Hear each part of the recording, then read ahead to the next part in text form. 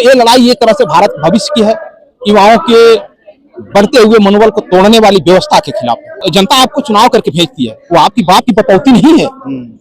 वही है, जनता ने वो कुर्सी आपको इसलिए दिया है कि आप उसको व्यवस्था प्रोवाइड कराएं। अगर नहीं करा सकते तो आप उस कुर्सी को जो खाली करें। योगी कहा किस बात की योगी है भाई? सरकारी तनख्वाह लेते ही हो, सरकारी सैलरी तो लेते हो ना, तो जोगी किस बात के? और जात के पक्ष में खड़े होते हो तो जोगी किस बात के? जोगी किसी जात का, किसी धर्म का नहीं होगा। अगर दाल में काला नहीं है तो इतना संरक्षण क्यों दी जा रही है? ये आवाज साबित करती है कि दाल काली नहीं है, पूरी की पूरी दाल काली है। ये प्रजातंत्र है, उनके बाप की बकौती नहीं है, उनके बाप की बकौती नहीं है। जनता आक्रोशित है, कभी भी रोड पे आ सकती है। अगर ये अपने सुधार नहीं किए तो कल इन लोगों को चेहरा देखने के लिए नहीं मिलेगा। नमस्कार, नवजागरण लाइव में आपका स्वागत है। दिल्ली के जंतर मंतर पे हैं और छात्र आंदोलन का जो प्रोटेस्ट है उसका जो आज 5वां दिन है। हमारे साथ प्रमोद भारती जी हैं जो उत्तर प्रदेश से इस प्रोटेस्ट में आए हैं। किस तरह से देखते हैं सर इस प्रोटेस्ट को?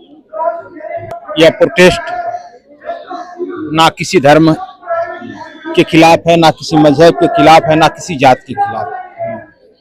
यह खिलाफ है उन शिक्षा माफियाओं के।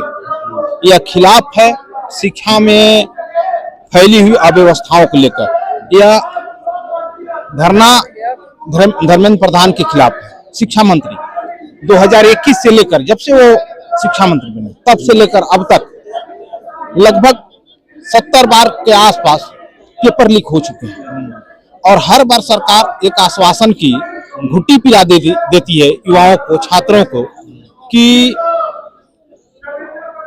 अब नहीं होगा, आने वाले समय में इसे सुधार किया जाएगा।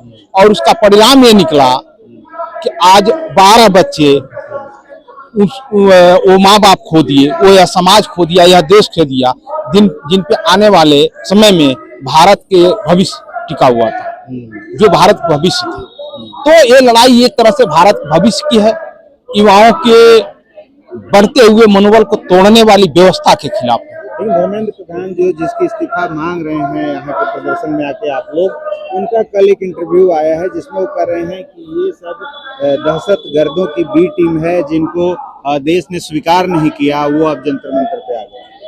नहीं, ठीक है, हम उनके बात को मान लेते हैं 1 मिनट के लिए। आप बताएं, आप पत्रकार हैं, इस देश के अंदर आप भी रहते हैं, आप हमें ये बताएं, बच्चा एक बार गलती करता है, 2 बार गलती करता है, लेकिन बार बार जब बच्चा गलती करता है तो उसकी सजा क्या होनी चाहिए? हा? अगर धर्मेंद्र प्रधान का कहना कि ये असामाजिक तत्वों से प्रेरित होकर इस तरह का कार्य कर रहे हैं, तो धर्मेंद्र प्रधान इस तरह का कृत्य ही क्यों किए? सीधा सीधा सवाल है। एक बार चलिए जाने अनजाने में उनसे हो गई, बार बार नहीं 70 बार, इसको गलती माना जाए या जानबूझ के गलत करना माना जाए? किस माफियाओं के दबाव में पेपर लीक हो रहा था? अभी तक उनके चेहरे क्यों नहीं उजागर किए गए?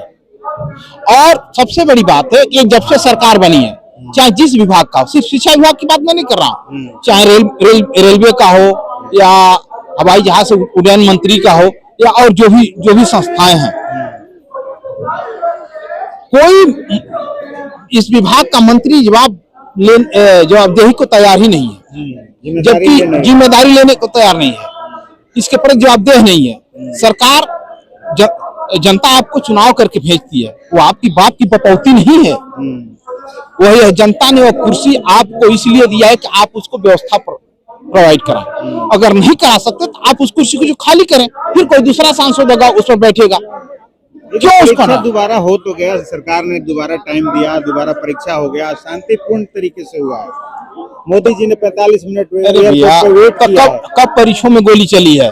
शांतिपूर्ण तो हर परीक्षा होता है, लेकिन पेपर लीक होता है। इस बार अगर एक चीज बताइए, हमें एक बात तो बड़ा आश्चर्य हुआ, देश की बॉर्डर की सुरक्षा हो आर्मी के जिम्मे, ठीक है, कहीं बाढ़ आ गई, हाँ आर्मी करेगा, कहीं दंगा हुआ तो आर्मी करेगा, चुनाव होगा तो आर्मी कराएगी, और पेपर भी आर्मी करा रही है।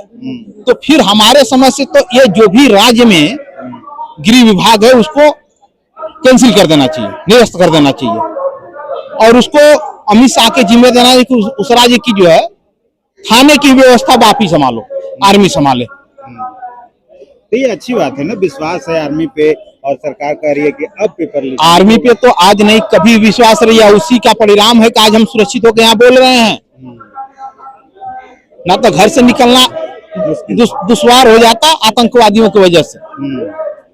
तो हमें उस आतंकवादियों से तो बाद में खतरा है, हमारे देश के अंदर जो आतंकी छिपे हुए जिनके वजह से हम आतंकित हो रहे हैं, हमारे बच्चे आतंकित हो रहे हैं, युवा और छात्र आतंकित हो रहे हैं, देश की जनता आतंकित हो रही है, उनको उस जगह से हटा करके जो देश युवा और देश के भविष्य के प्रति, युवाओं के भविष्य के प्रति जो सोच रखता हो, वैसे लोगों को उस कुर्सी पर लाने के लिए ये प्रोटेस्ट हो रहा है कि इनको हटाओ, जो योग्य है, जो ईमानदार है, जो देश और राष्ट्र के प्रति समर्पित हो, वैसे व्यक्ति को वहां बैठाओ, ताकि आने वाले समय में इसकी पुनरावृत्ति न हो, कोई माँ बाप अपना बेटा न खोए, कोई युवा आहत होकर अपनी जान न देने पाए। आप उत्तर प्रदेश से आते हैं, देश के रक्षा मंत्री जो हैं राजनाथ सिंह जी, उन्होंने कहा था कि इस भाजपा सरकार में पेपर इस्तीफे नहीं होते, ये कांग्रेस नहीं है और दूसरी पार्टी नहीं है, यहाँ काम होता है, तो इस्तीफा फिर कैसे होगा? काम तो हो रहा है।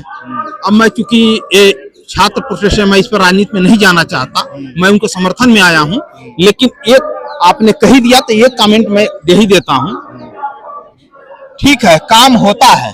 जिस राम के भरोसे इस शासन में है, आज उस राम का चंदा चोरी तो किए ही, जमीन चोरी तो किए, आज उनका दान उनके नाम पे जो दान आया था उसका भी चोरी कर लिया, उसका खुलासा नहीं कर पा रहे हैं। यह रक्षा मंत्री की काली करतूत है।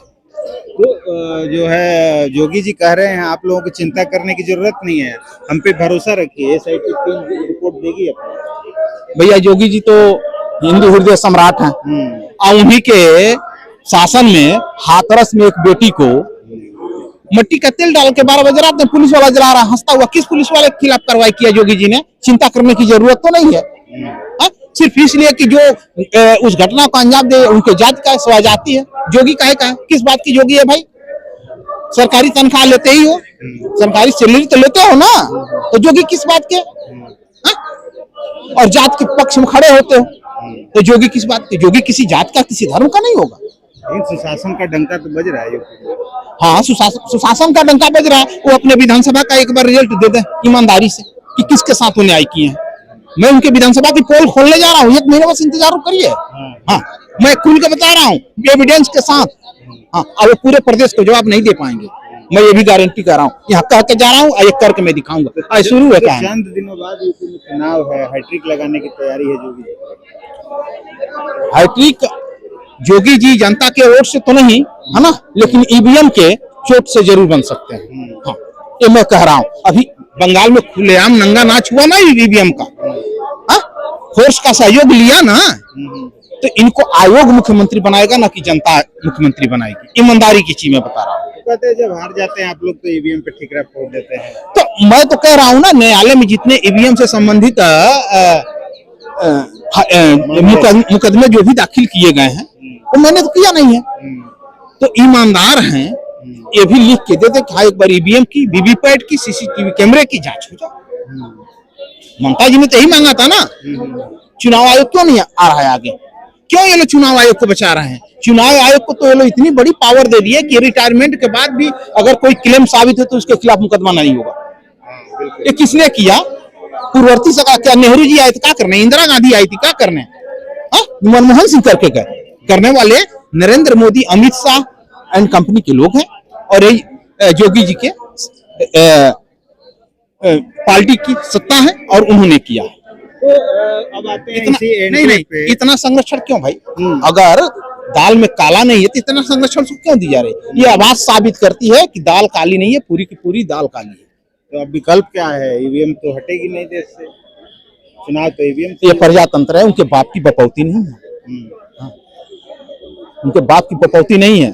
जनता आक्रोशित है, कभी भी रोड पे आ सकती है। अगर ये अपने सुधार नहीं किए तो कल इन लोगों को चेहरा देखने के लिए नहीं मिलेगा।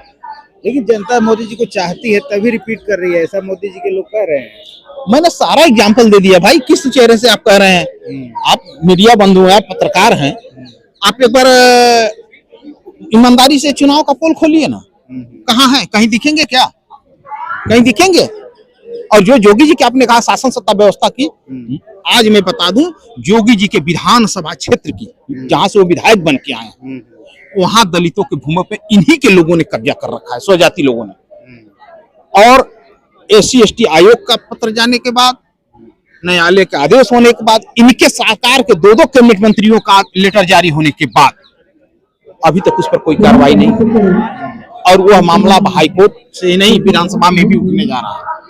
चलिए, तो ये जो मामला है पेपर लीक वाला, इसका कितना फर्क पड़ेगा प्रदर्शन का? क्योंकि सरकार प्रदर्शन से डरती नहीं है, पहले के प्रदर्शनों को आप देख सकते हैं। ये सरकार तो उतना डरती है ना, और इतनी बड़ी कायर है कि जवाब नहीं दे पाती है।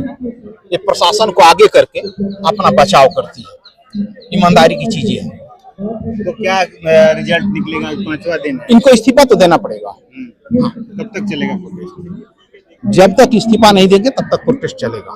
और हम लोग साथ हैं, बच्चों के साथ हैं, युवाओं के साथ हैं, स्टूडेंट के साथ हैं और रहेंगे। बच्चों से और उनके पेरेंट्स से क्या कहेंगे चलते चलते? मैं बच्चों के साथ तो खड़ा ही हूँ और बच्चे आए भी हैं। खास तौर से जो बच्चे नहीं आए हैं उनको मैं ये संदेश आपके इस माध्यम से दूंगा, और उनके पेरेंट्स को खास तौर से कहूंगा कि आप अपने बच्चों को भविष्य को लेकर अगर चिंतित है और चाहते हैं कि मेरा बच्चा आगे भविष्य में कुछ करे, तो ऐसे माफियाओं से संरक्षित शिक्षा मंत्री के कार्यकाल में आपके बच्चे और आपके युवाओं का भविष्य सुरक्षित नहीं है। इसके लिए आप लोग जहां से भी हो, जहां भी हो, आप लोग आइए और इस मुहिम में जुड़िए, और जब तक बर्खास्त ना हो तब तक आप लोग भी इस धरना में इनका समर्थन करिए, सपोर्ट करिए। मैं इतना कहूंगा। बहुत धन्यवाद। तो ये थे प्रमोद जी, इस पर आपकी क्या प्रतिक्रिया है कमेंट करके बताएं और देखते रहें।